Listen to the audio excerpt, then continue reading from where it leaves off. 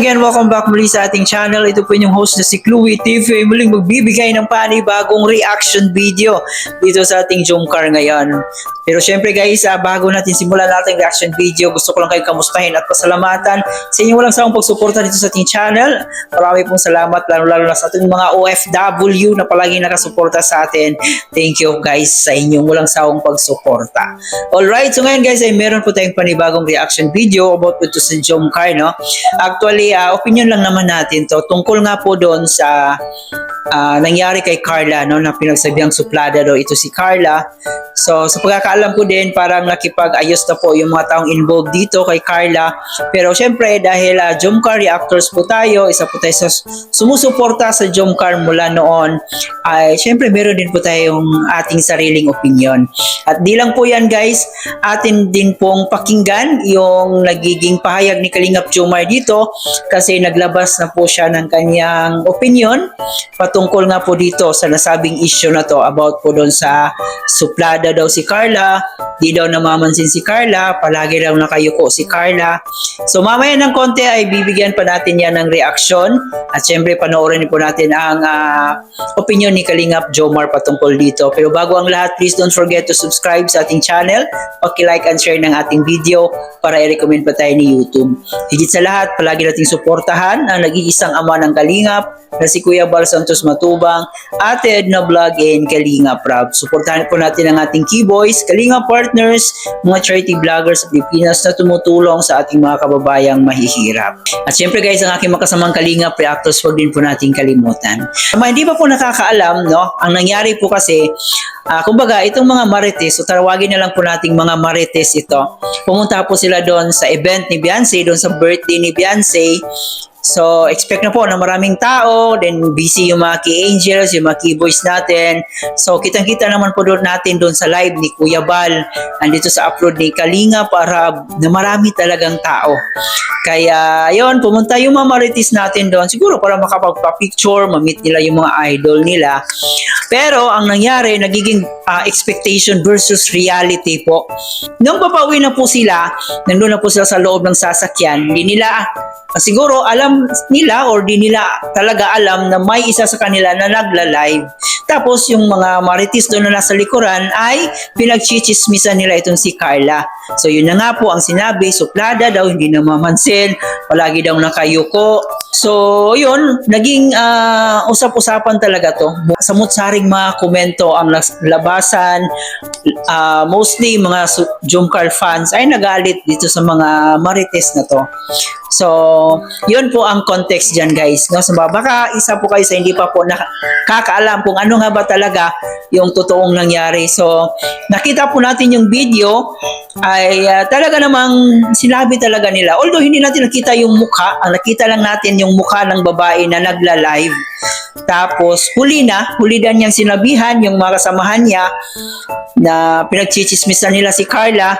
Huli na nang pinagsabihan niya na naka-live pala siya. So ayun, na-broadcast na, marami nang nakapanood, nakarinig sa mga sinasabi, sa mga pangit na binitawan nilang salita dito kay Carla. Kaya yun, lahat po ng mga Solid Jomcar fans ay nagalit doon sa mga babae na yon. Pero ayon po sa ating napag-alaman ay nakipag-ugnayan na po sila, humingi na po sila ng sorry at inayos na po nila yung gusot na yon, yung pangbabash na yon. Pero yun na nga, the damage has been done na. Nasabi na po nila yung mga tinatago nila about ito kay Carla na hindi sana dapat sabihin pa. Nakakalungkot lang kasi yon, naging biktima na naman po si Carla sa ganitong klaseng kumbaga pagbibintang nila na hindi daw namamansin. In the first place, alam naman po natin na itong si Carla ay talagang sobrang mahiyain. Kung fan ka talaga ng Jomcar from the start hanggang ngayon, alam na alam mo kung ano talaga yung tunay na ugali ni Carla. Although minsan nakikita natin siya na medyo kumbaga nakikiride on na rin sa joke, sumasakay sa mga joke ng kanyang mga kasamahan. Pero not in all the time. No, pag introvert ka talaga.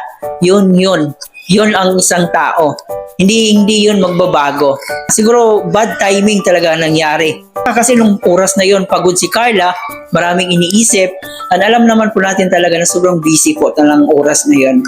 Marami pa silang ginagawa. Meron pa silang presentation dito sa birthday ni Beyonce. Kaya hindi natin talaga expect na i-accommodate sila lahat, no? Imagine niyo naman, sobrang dami ng mga tao doon. Iisa-isahin pa yun ni Carla. At isa pa, hindi naman po yun event ni Carla. Hindi yun birthday ni Carla. So, hindi talaga siya ang may karapatan mag-accommodate doon sa lahat. Tulad ng sinabi ni Kalingap Jomar, na baka misinterpret lang talaga ang nangyari. So dito guys, ating panoorin din po ang naging pahayag ni Kalingap Jomar patungkol nga po dito sa issue na to. Panoorin na muna natin to. Kapuntok na ako guys. Oo, pero okay lang yan. Anong masasabi ko? Kasi parang napanood ko po kasi yun. Yung sinasabi niyo po. Unang-una po, paano po ba? Pwedeng na-misinterpret lang naman po siguro.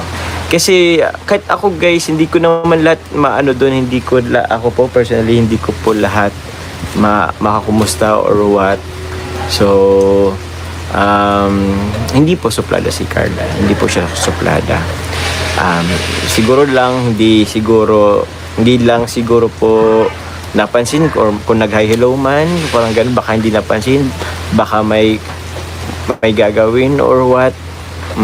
Kasi ano lang din naman po yun, event po yun, hindi naman po lahat ma-accommodate or ma-hello na lahat.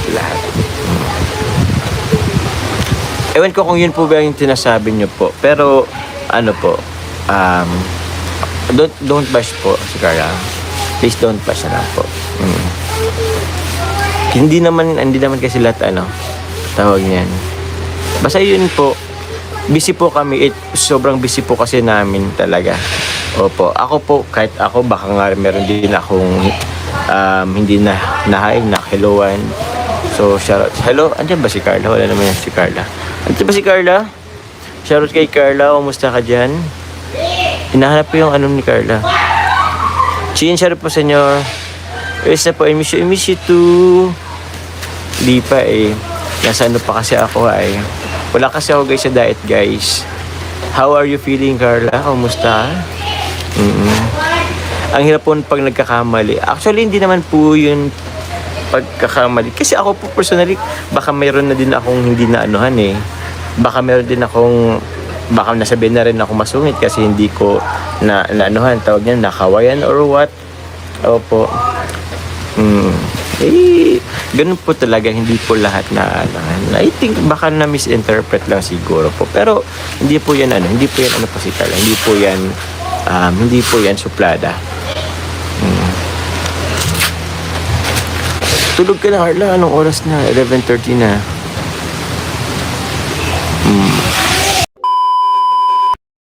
So yun na nga po guys, no, sabi ni Kalingap Jomar dito, baka na-misinterpret lang. Kasi lahat po sila lahat po ng mga key boys natin, key angel, sobrang pagod po nila dahil syempre pinaghandaan nila itong birthday ni Beyonce.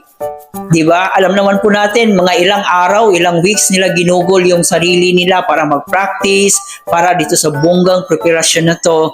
Pero yun lang nga, nasira lang yung Carla Bells natin. Hindi po tayo one-sided dito, pero nakakaawa lang po si Carla, no? Na ginadjust natin agad. Di natin alam, baka may problema o may iniisip siya sa kanyang pag-aaral o sa kanyang pamilya.